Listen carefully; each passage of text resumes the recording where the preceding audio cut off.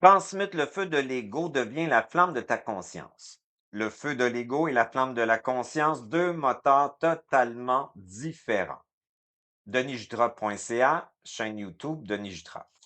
Il existe un moment dans une vie où l'on découvre que l'on n'était pas mu par sa propre force, mais par un moteur emprunté. Un moteur installé très tôt, un moteur fabriqué par accumulation. Accumulation de désirs appris, accumulation d'attentes sociales, accumulation d'images de réussite, accumulation d'injonctions visibles et invisibles, accumulation d'informations extérieures que le système nerveux a fini par prendre pour des ordres.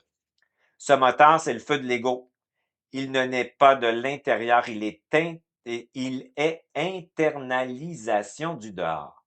On croit vouloir, mais on réagit. On croit choisir, mais on reproduit. On croit créer, mais on tente de correspondre à une forme déjà imposée. Pour se donner l'illusion d'exister, nous achetons tout ce que la matrice extérieure nous propose. Ce feu fonctionne comme un carburant d'urgence. Il est directement lié à l'activation du système nerveux sympathique, mobilisation, tension, projection, performance. Toujours en train de prouver, toujours en train d'atteindre, toujours en train de devenir quelqu'un. Ce n'est pas un feu de vie, c'est un feu de survie identitaire. Il brûle pour maintenir l'impression d'exister. Il dit, si je réussis, si j'obtiens, je suis. Si je produis, j'ai une valeur, je suis. Si je deviens quelqu'un, je reste enfin réel. Je suis. Mais ce feu-là dépend entièrement du regard extérieur. Il a besoin d'un système, d'un modèle, d'un autre, d'un objectif, d'une reconnaissance. C'est ça la matrice. Sans cela, il s'éteint et avec lui surgit le vertige, car ce moteur n'a jamais été autonome. Nous avons un moteur qui est reproduit constamment par accumulation d'attachements affectifs avec la transgénérationnalité et le système pour compenser un manque d'identité. Pourquoi ceux qui cheminent en conscience ne peuvent plus fonctionner avec ce moteur de l'ego, le feu de l'ego? À un certain point du parcours intérieur, quelque chose se dérègle. Ce n'est pas une panne, c'est une incompatibilité. La transition peut amener de la confusion. Les personnes qui commencent à revenir à la conscience découvrent qu'elles ne peuvent plus créer comme avant, qu'elles n'ont pas les mêmes intérêts et la même volonté. La volonté forcée devient lourde, la performance devient vide. La tension de produire devient presque douloureuse physiquement. Ce qui fonctionnait hier ne fonctionne plus. À quoi bon? Elle essaie encore d'utiliser l'ancien moteur. Se motiver, se forcer, être positif, se discipliner, se projeter, se pousser, désirer, penser, désirer pour se donner l'illusion d'exister.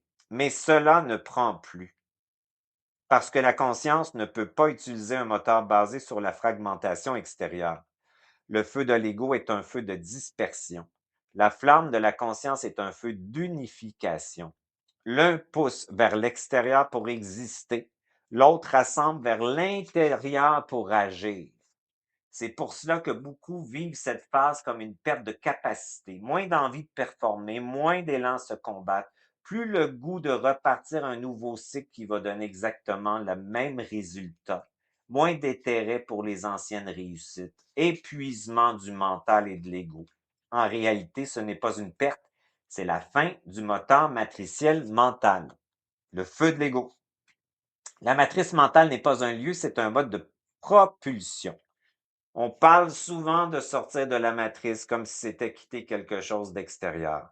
Mais la matrice la plus active est intérieure. C'est ce mécanisme qui nous fait fonctionner à partir de références extérieures intégrées. Nous avons créé ce système en co-création avec la culture, l'éducation, les modèles, les attentes, avec les figures d'autorité, avec les croyances sur ce qu'il faut être pour exister, religion, politique, race, etc., du conditionnement internalisé. Nous avons appris à nous mettre en mouvement contre nous-mêmes pour correspondre à quelque chose, à être en allégeance, en loyauté, pour se donner une identité temporaire. Quand cette mécanique se voit, elle cesse d'être crédible et alors le moteur cale. Le moteur de la conscience, une volonté sans tension. La flamme de la conscience n'est pas spectaculaire. Elle n'est pas basée sur l'effort. Elle n'a pas besoin de se prouver. Elle n'a pas besoin de devenir quelqu'un. Elle agit autrement. C'est une présence. C'est ta conscience éternelle. C'est une volonté tranquille et apaisée. Une présence qui décide sans agitation.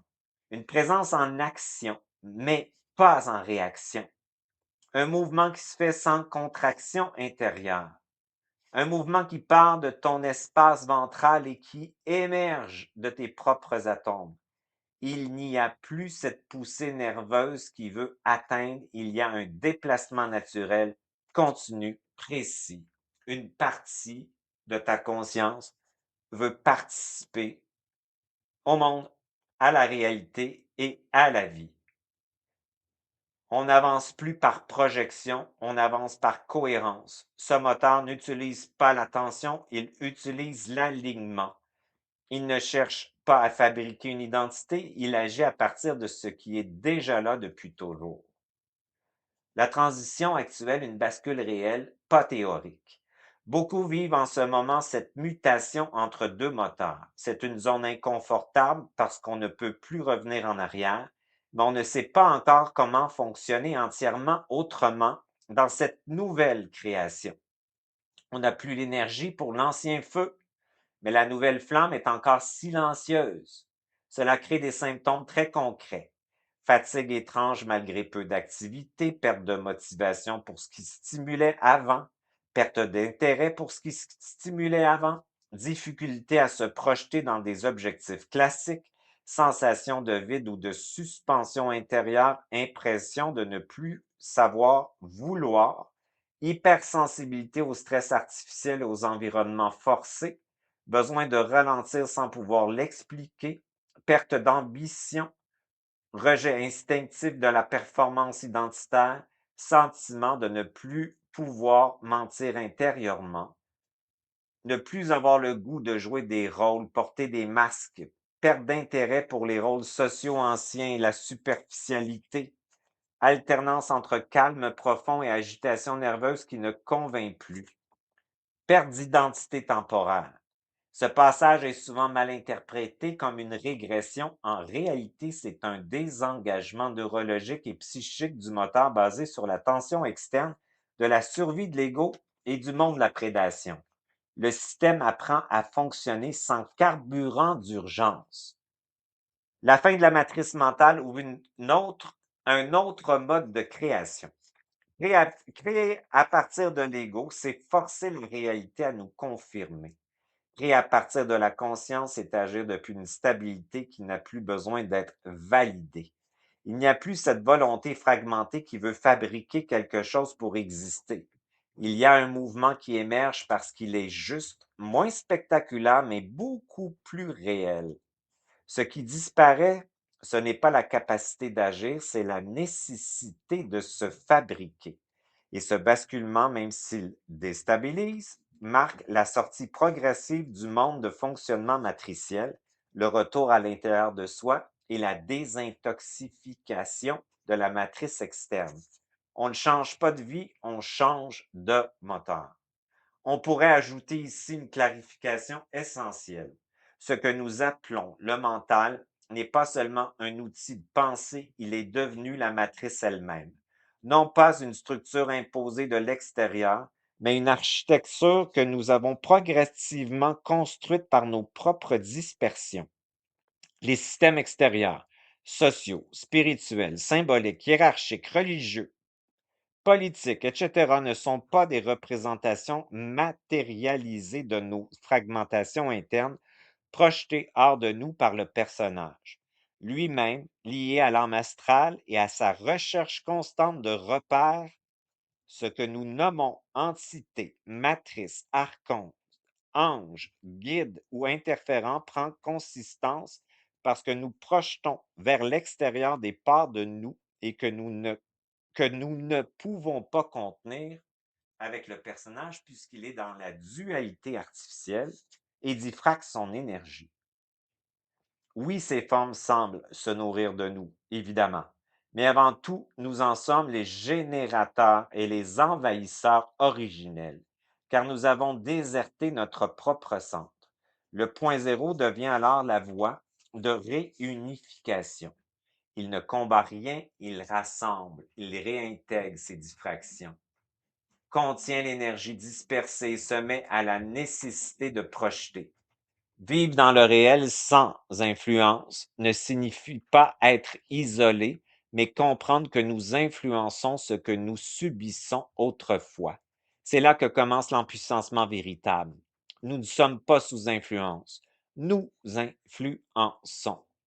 C'est pourquoi il devient fondamental de comprendre ce que porte notre subconscient, ces parties subliminales, silencieuses mais actives, sont très souvent les véritables générateurs de cette matrice que nous croyons subir.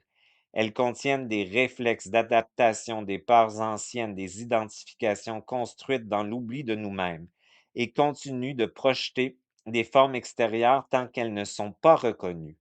Les mettre en lumière ne signifie pas les combattre, mais les intégrer, les ramener dans le champ conscient et le remettre en mouvement, afin que le conscient et le subliminal cessent d'agir en opposition, en dissonance, et se réaccordent dans une même direction.